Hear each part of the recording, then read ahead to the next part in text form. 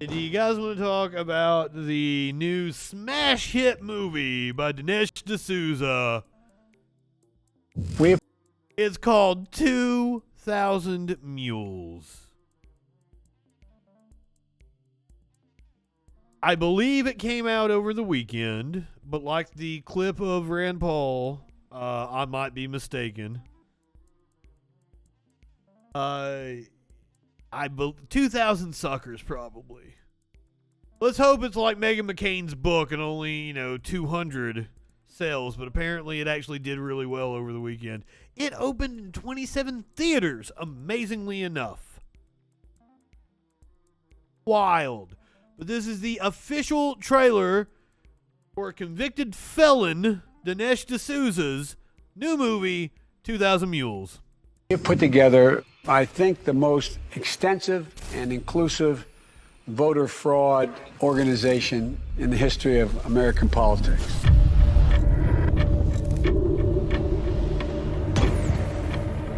Let me say it again. The 2020 election was the most secure Election in American history. That was Trump's own asking a very simple DHS question. saying that. Do we know the truth about what really happened in the 2020 election? I think millions of Americans He's got Charlie Kirk, he's got Dennis Prager, he's got a whole bunch of chuckle fucks. know something went wrong, and they have little pieces, and no one's really put it together. I'm agnostic on this question, and I am awaiting more information. If I believed the president were a Nazi, I might steal an election. Bold accusations require bold evidence, and they haven't seen it. We have been working on something big. Show me the money. Can we meet? I've been working with Greg Phillips. He has a deep background in election intelligence. True the Vote has the largest store of election intelligence for the 2020 elections in the world. No one has more data than we do. Yes, they're still bitching about the 2020 election. All the people that were like, you lost, get over it in 2016. It's 2022, I do believe, and we're like halfway through the fucking year. 2022. And they're still bitching about the election. We identified in Atlanta 242 mules that went to an average of 24 drop boxes. But Philadelphia alone, we've identified more than 1,100 mules. What is a mule? Person picking up ballots and running them to the drop boxes. This is not grandma out walking her dog. Bad backgrounds, bad reputations. They are interested in one thing, that's money. And in no shape, in no way, in no time is that legal. This is organized crime. Do you have video evidence? 4 million minutes of surveillance video around the country. What you're about to see is disturbing. So this is 1 o'clock in the morning. Don't we all vote at 1 o'clock? Disturbing. One night, this person, this mule, went across 6 counties to 27 different drop boxes. Exactly what money? I call it the Mexican mafia, seriously, because they... The money that exists in bringing socialism to this country. Seriously saw a dude say that on Facebook today, like, the Biden administration bringing socialism to this country. Like, do you know what socialism means, you stupid fuck? Biden, who has long been known to be bought out by the corporations. They work like that. This is jaw-dropping. What? Come on, they smell money, right? That's all it is. Sickening to me.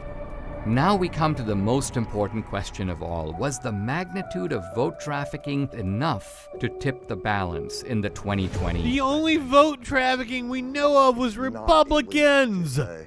Republicans. They have ruined Election Day in the United States of America. That's provable. And that's enough for me to fight the left with every fiber in my body.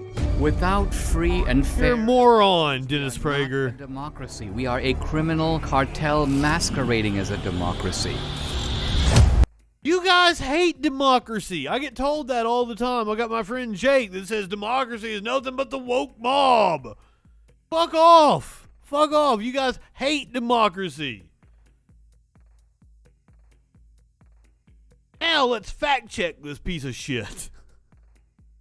Fact-checking the movie 2000 Mules, movie alleging ballot fraud. This is the Denver Post we're reading from. Film debuting in over 270 theaters across the United States this week, uses a flawed analysis of cell phone location data and ballot drop box surveillance footage to cast doubt on the results of the 2020 presidential election nearly 18 months after it ended, praised by former President Donald Trump as exposing great election fraud. The movie, called 2000 Mules, paints an ominous picture suggesting Democrat-aligned ballot mules were supposedly paid to illegally collect and drop off ballots in Arizona, Georgia, Michigan, Pennsylvania, and Wisconsin. But that's based on faulty assumptions, anonymous accounts, and improper analysis of cell phone location data, which is not precise enough to confirm that somebody deposited a ballot into a drop box. The movie was produced by conservative filmmaker Dinesh D'Souza and uses research from the Texas-based nonprofit True the Vote, which has spent months lobbying states to use its findings to change voting laws. It even said it in the fucking video, follow the money.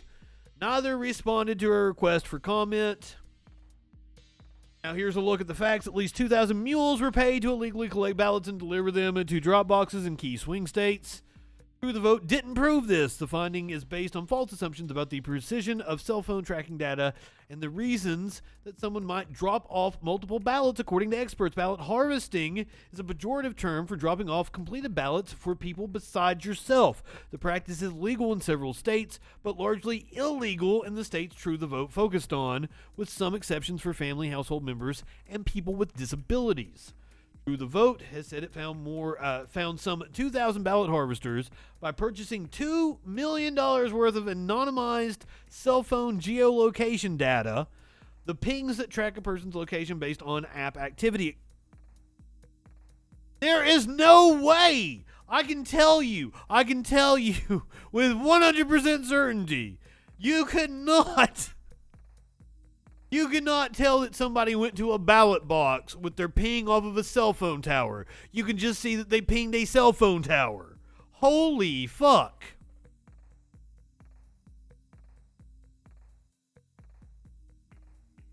Then claim that by drawing a virtual boundary around a county's ballot drop boxes and various unnamed nonprofits, it identified cell phones that repeatedly went near both ahead of the 2020 election. If a cell phone went near a drop box more than 10 times and a nonprofit more than 5 times from October 1st to Election Day, True the Vote assumed its owner was a mule. What fuck?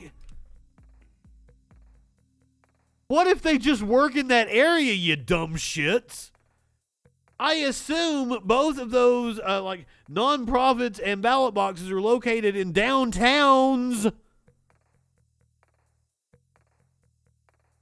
Claims of paid ballot harvesting scheme are supported in the firm only by one unidentified whistleblower who is said to be from San Luis, Arizona, who said she saw people picking up what she assumed to be payments for ballot collection. The firm contains no evidence of such payments in other states in 2020. Plus, experts say cell phone location data, even at its most advanced, can only reliably track a smartphone within a few meters, not close enough to know whether someone actually dropped off a ballot or just walked or drove nearby. Those of you here in the United States, a few meters could be a few miles. A few miles.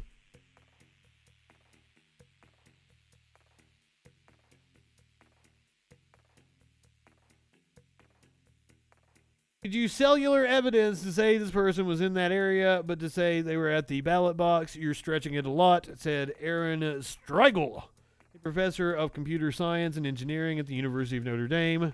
There's always a pretty healthy amount of uncertainty that comes with this.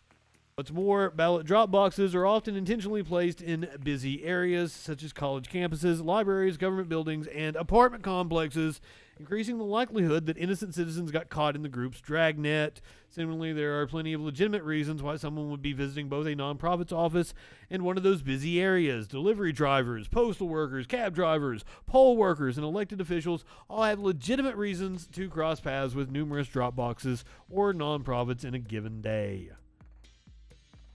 Video of a voter dropping off a stack of ballots at a drop box is not itself proof of any wrongdoing, since most states have legal exceptions that let people drop off ballots on behalf of family members and household members.